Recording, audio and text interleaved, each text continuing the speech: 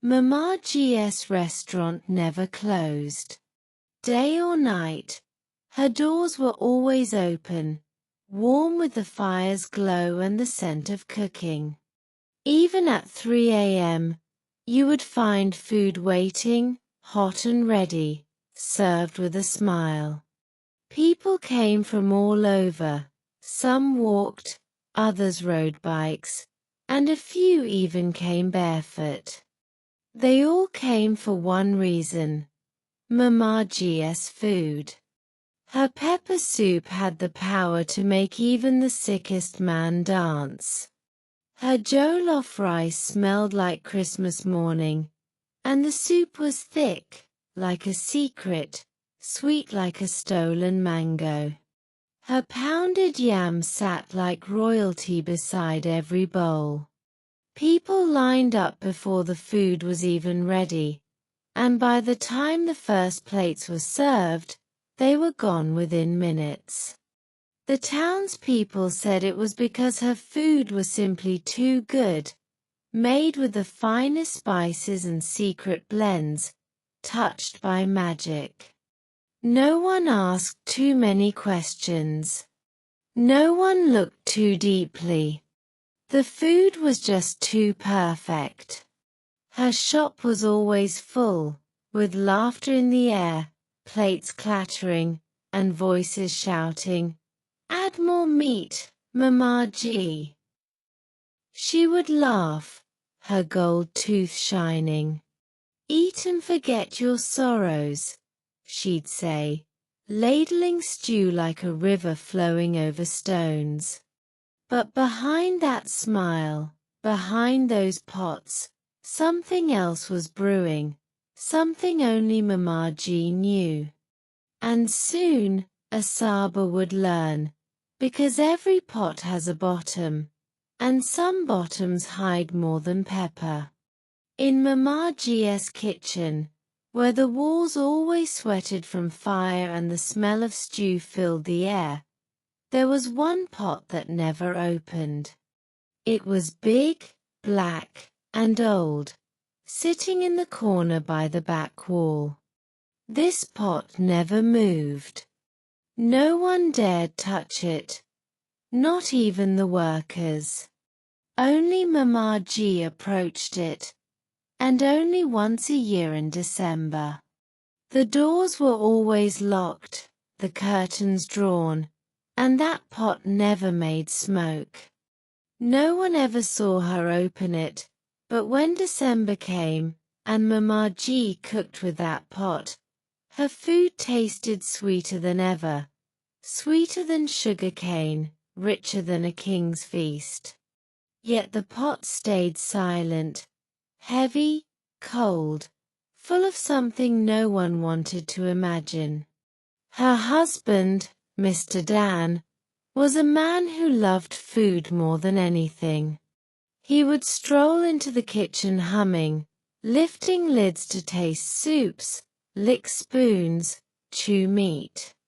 But the day he went near the big pot, Mama G appeared like lightning. "Don't touch that one," she shouted. He blinked, confused. "Why?" he asked, trying to smile. "Because I said so," she snapped. "That one is special." He never asked again. Even the workers, young girls with tired eyes and sore hands, knew better. They washed every corner of the shop but never that spot. The big pot was like a grave. You walked past it, never near it, and when the last plate was served, and the last customer gone, Mama G would sit beside it. Sometimes she would talk to it, sometimes touch its lid gently, like it was a baby sleeping. Only she knew what was inside, and even the walls of the kitchen held their breath. Mama G's restaurant was always bustling with people, but one thing was strange: none of her workers were from Asaba. The townspeople noticed. "Why doesn't Mama G hire our children?" they asked. "Why is it always new faces every year?" Her workers were always young boys and girls, skinny arms, quiet mouths. They didn't laugh much. They worked tirelessly, washing plates, fetching water, cleaning tables, pounding yam, serving food. And when everyone else slept, they kept working. But every December, like clockwork, Mama G would travel. She would pack her bags, put on her fine gown, and leave for a small, distant village called Abba. The village was dusty, with broken roofs and hungry children with big eyes and dry lips. Mama G would go from house to house, speaking sweetly to poor families, sitting under trees with mothers and uncles. She would hold their hands and say, "Let me take your child to the city. I will send them to school. I will feed them. I will clothe them. Let me help." When the families hesitated, she would show them photos, pictures of children in school uniforms, smiling in classrooms, holding books. "Look at Grace," she would say. "See Frank," she would smile. "They're doing well. You'll be proud." The poor parents, having nothing, believed her. Even a lie looked like a gift. So every Christmas, Mama G returned with new children. One boy, one girl, sometimes 2 or 3, and each year, they never came back.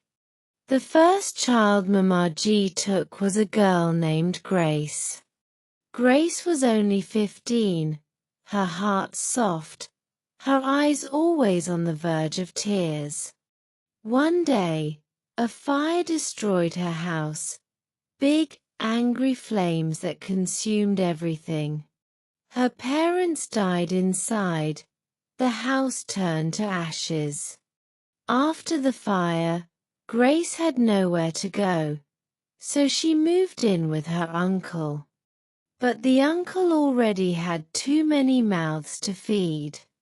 There was never enough food or clothes. Grace would sit by the riverside, quietly watching the water move like it held secrets. That's where Mama G found her. She sat beside her and said, "Do you want to go to school?" Grace looked up, her lips trembling, and nodded slowly. Mama G touched her shoulder gently. "Don't worry. I'll take care of you. You'll go to school, wear fine clothes, eat good food. You'll be happy again." The next morning, Mama G visited Grace's uncle. She spoke sweetly, like honey, offering to take Grace, to train her. The uncle agreed, thinking it was a blessing. And just like that, Grace left the village. When they arrived in Asaba, Grace smiled for the first time in a long while. Mama G bought her a school uniform, exercise books, even a small phone.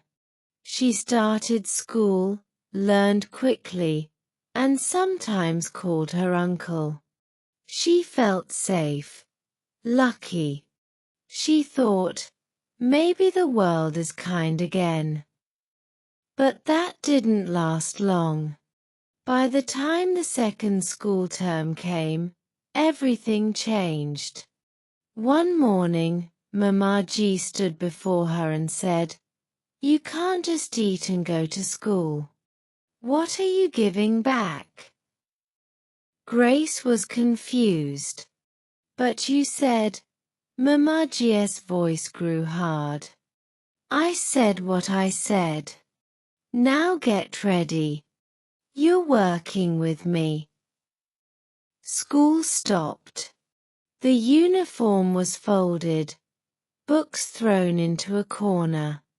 Grace began washing plates, grinding pepper, fetching water, cleaning tables, serving food from morning till night. Her phone was taken. No more calls, no more friends, no more dreams. She worked until her hands hurt. She slept on the floor. At night, she cried into her wrapper, but Mama G didn't care. And when Grace begged, "Please, can I go visit my uncle?" Mama G coldly replied, "It's not time yet. Just be patient." So Grace stayed, she worked, and she waited, but no one came for her. Slowly, the river inside her heart dried up. Then Christmas came again. "Pack your things," Mama G told her one evening. "We're going to the village." Grace jumped with joy, thinking she would finally see her family. They left in the cover of darkness. By morning, Mama G arrived in our bar alone. Someone asked, "Where is Grace? Is she coming home for Christmas?" Mama G smiled, her teeth white and sharp. "No," she said. She traveled with her school to Abuja for an excursion. She even said to greet you all. The people nodded. She's going places now. God bless Mama G. Mama G opened her bag and pulled out a photo of Grace in a classroom, smiling with a book. "She'll visit soon," Mama G said. The people clapped. They believed her. The photo looked real. Grace was smiling. But then, a mother stepped forward. She held a small boy by the hand. His name was Frank. He had dusty feet and wide eyes. "Please, take my son too," the mother said. "Let him go to school like Grace. Let him have a better life." Mama G looked at the boy and then at the crowd. She nodded. "I will help him. He'll be like Grace. You'll see." And just like that, another child was added to her list. Frank was different. His eyes were sharp, like torchlight in the dark. His mind worked fast. He could fix radios with a blade and wire. His mother, a widow, sold groundnuts under the hot sun. Her fingers were always burned. Her wrapper was always dusty. But her heart was full of hope, hope for Frank. One Christmas, Mama G came again. She stood in front of the woman's wooden stall and smiled. "This boy is special," she said, tapping Frank's head. "Let me take him. I will make him great. He'll wear a suit, work in an office, become an engineer." The woman cried but nodded. She packed his things, a shirt, 2 pairs of trousers, and a Bible. "Make me proud, my son," she whispered. Frank followed Mama G to town, and things started well. She enrolled him in JSS 3, bought him a sharp pencil case, white socks, and a school bag with cartoon designs. He joined the science club and called home every Sunday, telling his mother, "I'm learning fast. I even touched a computer." His mother danced under the mango tree. "Thank you, God," she said. But Mama G's kindness never lasted. 3 months later, she said, "Books don't boil rice. Come help." Just like Grace, Frank's books disappeared. His uniform was folded. His bag was thrown under the bed. He began sweeping floors, peeling yam, carrying firewood, fetching water. His voice, once full of answers, became quiet. "Can I go back to school?" he asked once. Mama G stared at him.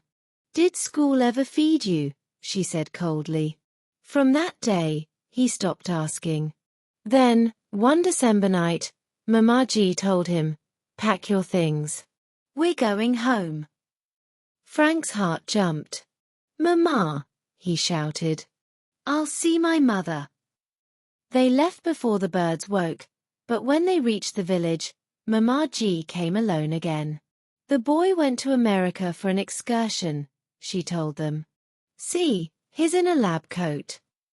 She showed them a photo of Frank holding a beaker. Everyone clapped. His mother smiled, tears in her eyes. Frank was gone. No one asked where he had really gone. After Grace and Frank, Mama G didn't stop. Every year, like the Hamatan wind, she returned to ABBA, carrying photos like keys that unlocked the hearts of poor parents. "Look at this one. He's in science class. See her. She's in the school choir. Your child will be just like them," she promised. And the parents believed her. They saw the smiling faces in the uniforms, holding books, standing near blackboards. They didn't know that the pictures were old or sometimes fake. Each year, Mama G returned with 2 or 3 new children. She gave them soap, toothbrushes, shoes, and dreams. But after a while, the shoes vanished. The soap ran out. The books were forgotten. And the dreams, they died quietly, like a candle in the rain. One by one, the children became workers. And one by one, they disappeared. But while they vanished, Mama G's business flourished. Her signboard grew bigger, flashing lights of red, green, and yellow. Her cooking pots became larger, deeper. Her chairs turned to plastic benches, and her line stretched like a clothesline in the yard. People said her food was too sweet, that there was something special about it, something added. But no one knew that the secret wasn't in the pepper or the onions or the crayfish. The secret was darker, something that came with a price. While her restaurant expanded, the village of ABBA grew quieter. Every year, another child left with Mama G. Another December came, the trees were dusty, and the drums stopped dancing. In one small compound at the edge of the village, a girl named Destiny sat on a wooden bench. Her eyes were quiet, her feet bare, and her hair tied in soft braids. Destiny was an orphan, both her parents having died from sickness. She lived with her grandmother, an old woman who sold herbs by the roadside. They were poor, sometimes going to bed with only water in their bellies. It was on one of those days that Mama G appeared. She came with a bag of rice, a packet of biscuits, and a voice as sweet as melted sugar. She sat beside Destiny's grandmother and said, "Let me help this girl. I'll take her to town, send her to school. She's special. She deserves more than this." Destiny looked at the ground, her heart heavy. But the grandmother nodded.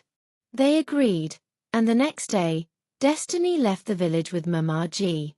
When they reached Asaba, everything felt new. Mama G bought Destiny shiny shoes, a clean uniform, and even a toothbrush with blue bristles. Destiny saw lights brighter than stars and smiled. She was enrolled in school and held her books like treasure. She thought this was the beginning of a better life. But after a few weeks, things changed. The shoes were taken away, the books locked up. Her name was removed from the register. Mama G handed her a rag and said, "Start cleaning. The customers are coming." From then on, Destiny worked non-stop, sweeping floors before the birds woke, fetching water until her arms shook, washing pots so big she could fit inside. She worked from sunrise to midnight.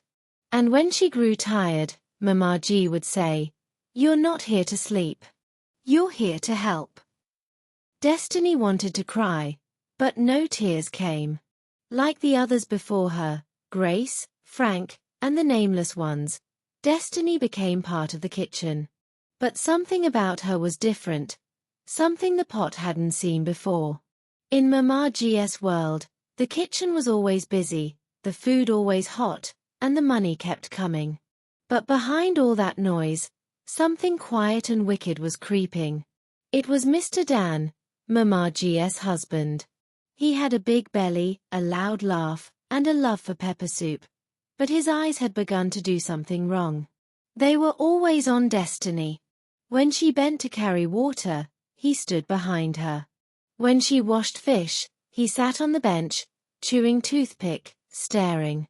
When she changed behind the curtain, she could feel his eyes. "Uncle?" she asked one evening, her voice shaking like dry leaves in the wind. "Do you need anything?" He licked his lips. "I need you," he said. Destiny froze, her hand shaking. She dropped the plate she was holding, and it shattered. Mr. Dan leaned closer. "Don't act shy. I can take care of you better than Mama G." At first, Destiny thought it was a mistake. But one day, he touched her arm and smiled. "Come to the house. I'll give you something sweet." Destiny's chest tightened, her heart pounding. That night, she tried to tell Mama G. "Mama, your husband is saying things to me," she whispered, standing near the stove. Mama G turned, her face hard. Destiny froze in place as Mama G snapped, "Mind your business and stop looking for trouble." The words struck like stone, and Destiny swallowed her reply. Her voice became caught in her throat, and she stayed silent. But even that couldn't stop the danger. One morning, Mama G called her. "Go to the house and bring me a bag of rice from the back store," she said. Destiny stood still, unsure, but Mama G didn't wait for a response. She simply waved her hand and walked away. Slowly, Destiny moved towards the house, her legs feeling heavy as if they were made of stone. The house was eerily quiet. She opened the gate and stepped inside. The air was thick, the silence almost suffocating. As she walked toward the back store, the front door slammed shut with a loud click, the locks turning one by one. She turned around to find Mr. Dan standing there, his eyes dark and his smile twisted. "Uncle, please," she whispered. "Mama G said I should only get the rice." But he stepped closer, his voice slow and menacing. "You're not going anywhere yet." Destiny's heart raced. She backed away, her hands shaking and her lips trembling. As she stumbled into a chair, he moved swiftly, grabbing her arm and pulling her toward the bedroom. Destiny screamed, kicked, and cried out, begging him to let her go.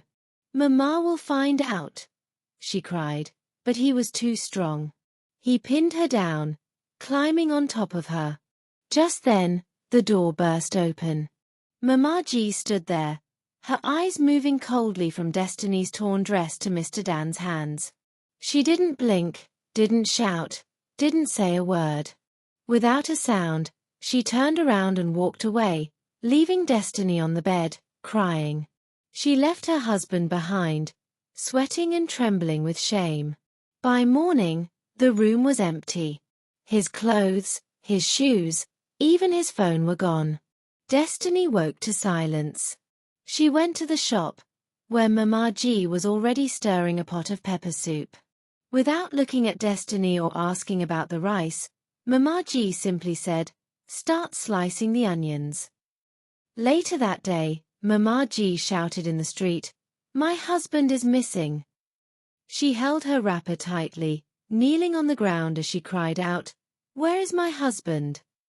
A crowd gathered. Someone pointed at Destiny.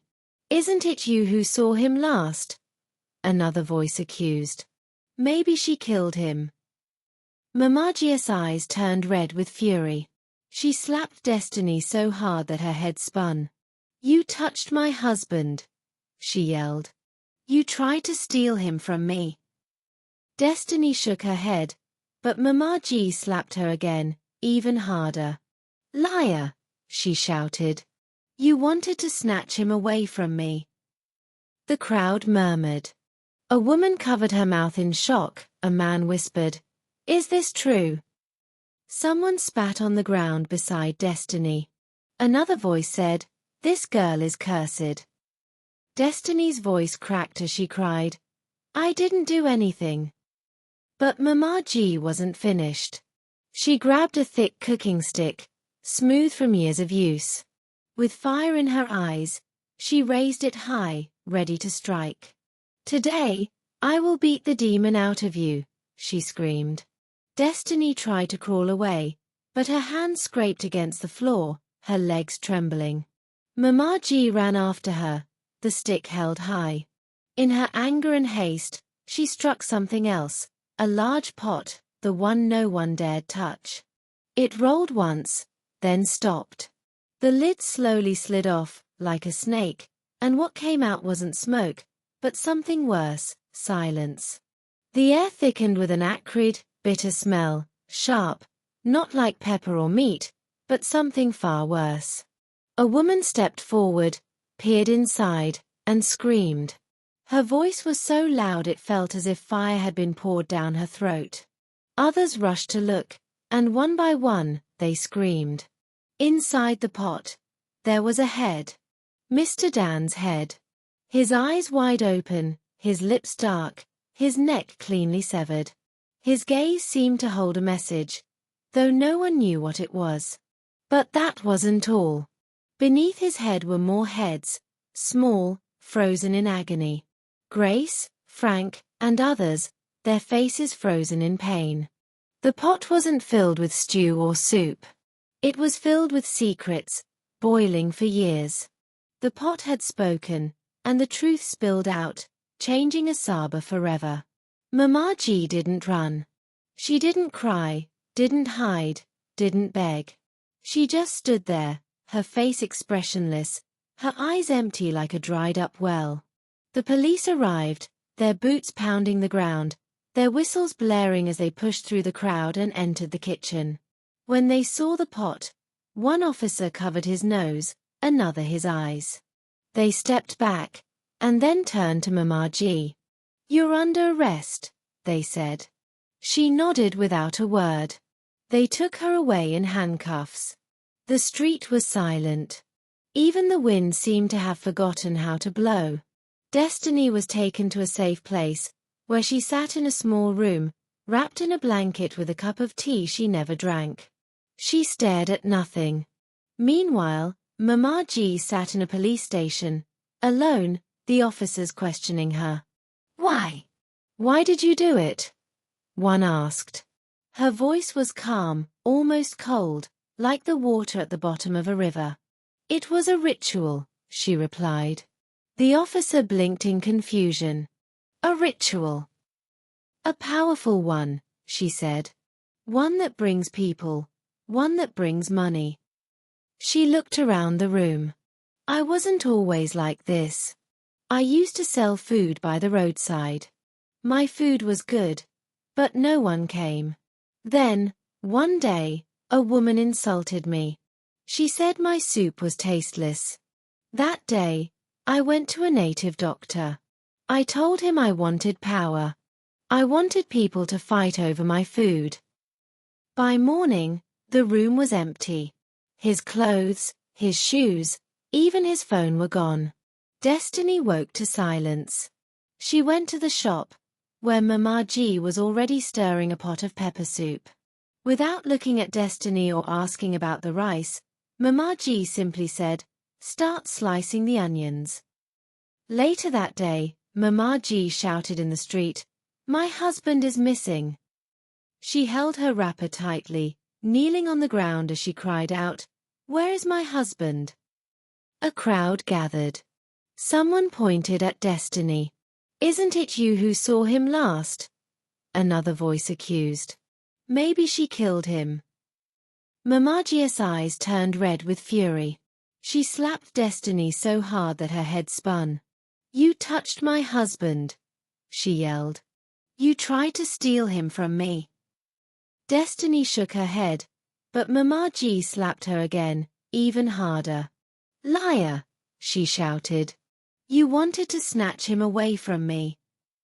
The crowd murmured. A woman covered her mouth in shock. A man whispered, "Is this true?" Someone spat on the ground beside Destiny. Another voice said, This girl is cursed. Destiny's voice cracked as she cried, I didn't do anything. But Mama G wasn't finished. She grabbed a thick cooking stick, smooth from years of use. With fire in her eyes, she raised it high, ready to strike. Today, I will beat the demon out of you, she screamed. Destiny tried to crawl away, but her hand scraped against the floor, her legs trembling. Mama G ran after her, the stick held high. In her anger and haste, she struck something else, a large pot, the one no one dared touch.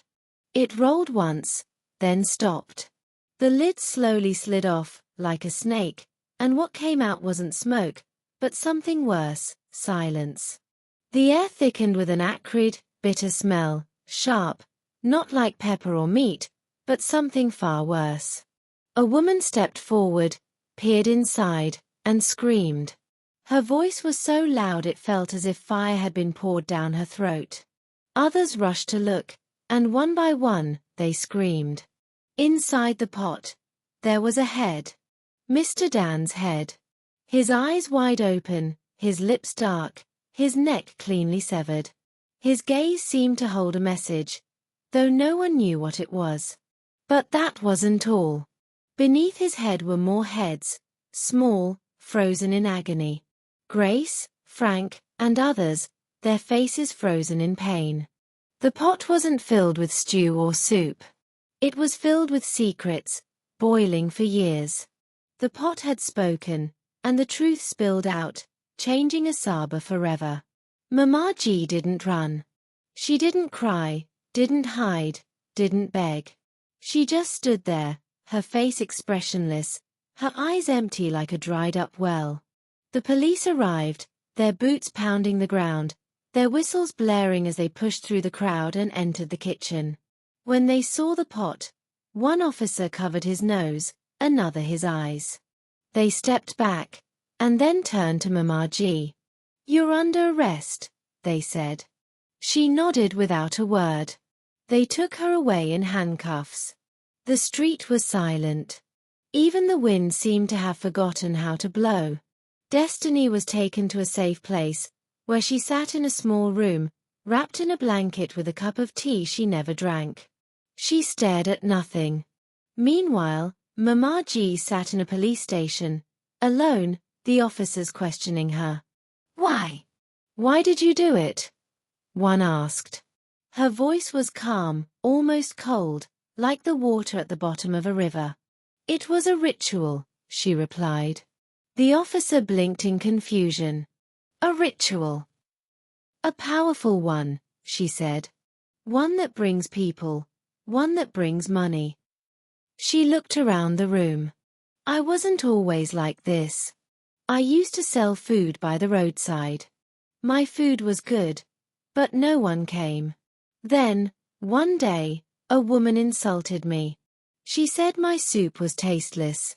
That day, I went to a native doctor. I told him I wanted power. I wanted people to fight over my food. The room grew heavy with silence. He gave me a choice. A dark one. He told me the pot must eat. Every year, it must feed. The officer leaned forward. Feed on what? Mama G's voice dropped, barely above a whisper. On the purest flesh. The flesh of a child. The officer dropped his pen. She continued, her voice softening like a lullaby. Every December, I gave it a child. The poor, the forgotten ones. I cooked their parts inside the pot, just small pieces, enough to flavor the stew. Her eyes glazed over as she spoke. That's why the food was so sweet. That's why people came. They didn't know, but their stomachs did. It's not just cooking, it's sacrifice. She smiled darkly. Grace was the first. Then Frank. And many more. One child every year. Just before Christmas. But Destiny was next. I had everything prepared, the pot cleaned, the knife sharpened. The signs were right. The spirits were ready. Her tone changed, sharp as a storm. But Mr. Dan, that fool, he touched her. He broke the rule. No child must be defiled before the sacrifice. It spoils the power.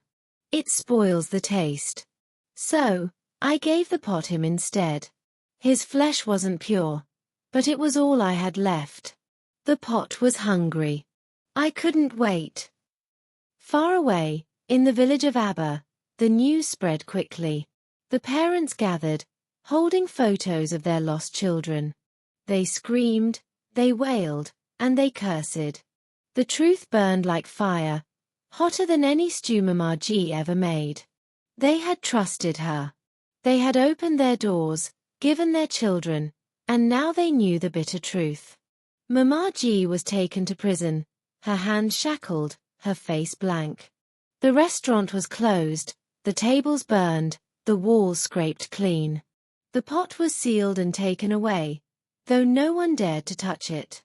As for Destiny, she was returned to Aber. Her grandmother held her tightly, rocking her back and forth, but Destiny said nothing. Not a word escaped her lips. She stared into the distance, lost in a silence deeper than any sorrow. In Asaba, people tried to forget, but they couldn't. At night, when the wind was still and the moon hung high, they still smelled the stew, the thick, rich, sweet smell, and sometimes, if they listened carefully, they could hear a woman's voice, soft and low, as if singing a lullaby. I told them never to open that pot. And then silence. Thick, heavy silence. Because some secrets, once cooked in fire, can never be forgotten. The pot was closed, but the story still boiled.